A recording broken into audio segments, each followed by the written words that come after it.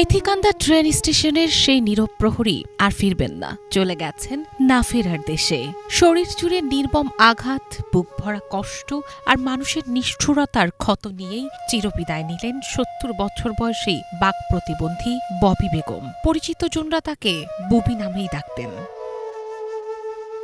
যে স্টেশনকে ২৫ বছর নিজের ঘরের মতো আগলে রেখেছিলেন, শেষ পর্যন্ত সেই স্টেশনই হল জীবনের শেষ ঠিকানা। বলছিলাম নরসিংদীর রায়পুরা মেথিকান্দা রেল স্টেশনের পরিচ্ছন্নতা কর্মী ববি বেগমের কথা। গত ৪ জুলাই গভীর রাতে স্টেশনের ছোট্ট কক্ষে ঢুকে তাকে নির্মমভাবে মারধর করে দুর্বৃত্তরা। লুট করে নিয়ে যায় ২৫ বছর ধরে তিল তিল করে জমানো প্রায় ৪০,০০০ টাকা।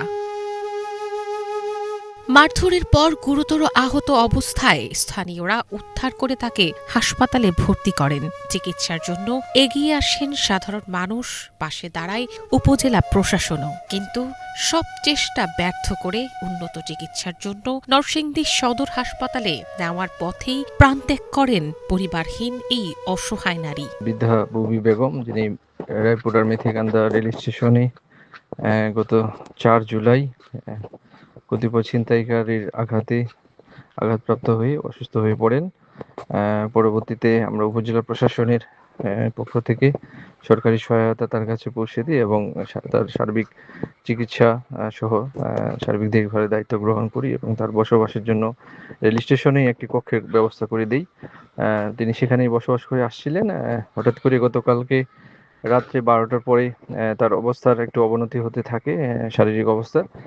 আমরা সাথে সাথেই উপজেলা প্রশাসন থেকে আমাদের একজন স্টাফ এবং স্টেশন মাস্টার জসিম সাহেব সহ তাকে হাসপাতালে প্রেরণ করা হয়। সেখানে উপজেলা স্বাস্থ্য ও পরিবার পরিকল্পনা কর্মকর্তা নিবিড় পর্যবেক্ষণে রাখেন তাকে। ইমার্জেন্সি মেডিকেল অফিসার সহ তারা মেডিকেল বোর্ড গঠন করে তার শারীরিক অবস্থার চুলচেরা বিশ্লেষণ করেন।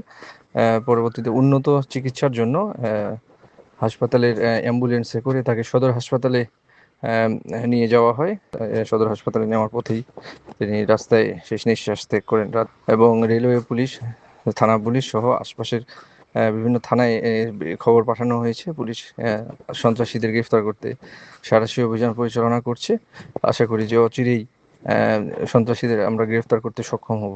কথা বলতে পারতেন না, তাই নিজের কষ্ট কারো সঙ্গে ভাগ করতে পারেননি ববি। তবুও প্রতিদিন নীরবে নিষ্ঠার সঙ্গে পরিষ্কার পরিচ্ছন্ন রাখতেন পুরো স্টেশন। স্থানীয়দের কাছে তিনি ছিলেন সবার প্রিয় ববি। তার মৃত্যুর খবর ছড়িয়ে পড়তেই স্থানীয় পর্যায় ও সামাজিক যোগাযোগ মাধ্যম জুড়ে নেমে আসে হতাশার ছায়া। অসংখ্য মানুষ শোক প্রকাশ করেন অসহায় ববির জন্য। আপনারা সবাই অবগত আছেন, রায়পুরা মেথিকান্দা রেল স্টেশনে গত শনিবার দিন এই স্টেশনের মধ্যে যে পরিচ্ছন্নতা কর্মী ছিলেন বয়স্ক বৃদ্ধা, তার উপর অমানসিক নির্যাতন করে তার যে সঞ্চিত অর্থ লুট করে নিয়ে যায় কে বা কাহারা, এবং তার এই আঘাতের পরে তিনি গতকালকে রাত্রে মারা যান। আমরা তার আত্মার মাগফিরাত কামনা করছি। আমরা রায়পুরা উপজেলা স্বেচ্ছাসেবী ফোরামের পক্ষ থেকে তার তীব্র নিন্দা ও প্রতিবাদ জানাই এবং দ্রুত গতিতে ২৪ ঘন্টার মধ্যে আসামিদেরকে যেন অ্যারেস্ট করা হয় এবং তাদেরকে দৃষ্টান্তমূলক শাস্তির আওতায় আনা হয় সে দাবি তুলছি। যে স্টেশনে জীবনের ২৫ বছর উৎসর্গ করেছিলেন ববি, সেই মেথিকান্দা রেল স্টেশনেই গত বুধবার রাতে অনুষ্ঠিত হল তার জানাজা। পরে স্টেশনের পাশের কবরস্থানে দাফন করা হয় তাকে। এখন এলাকাবাসী সহ ববিকে যারা চেনেন তাদের একটাই দাবি, এই নির্মম হামলার সঙ্গে জড়িতদের দ্রুত শনাক্ত করে আইনের আওতায় এনে দৃষ্টান্তমূলক বিচার ও শাস্তি নিশ্চিত করা হোক। ২৫ বছর যাবৎ সেই মেথিকান্দা স্টেশনে অবস্থান করছেন। তার আত্মীয় স্বজন এই দুনিয়াতে আছে আমাদের জানা নেই এবং তার কোনো আপনজন নেই। মেথিকান্দার লোকজন এবং রায়পুরার লোকজনই তার আপনজন ছিল। এই লোকটি আজকে গতকালকে রাত্রে মারা গেছেন। আমরা তার বিধি আত্মার মাগফিরাত কামনা করছি।